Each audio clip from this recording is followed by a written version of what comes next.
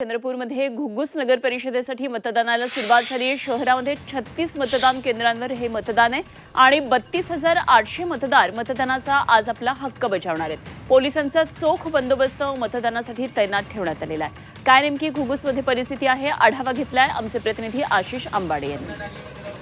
न्यायालयाच्या आदेशानंतर पुढे ढकलण्यात आलेल्या चंद्रपूर जिल्ह्यातल्या घुग्गुसच्या नगर परिषदेच्या निवडणुकीच्या मतदानाला आज सुरुवात झालेली आहे।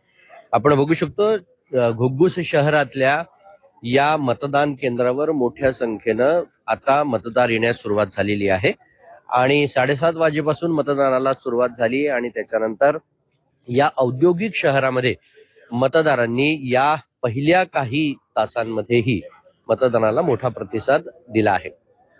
साधारण 36 मतदान केंद्रांवर 300 अधिकारी, कर्मचारी आणि पोलीस जवानांच्या मदतीनं हे मतदान पूर्ण होणार आहे।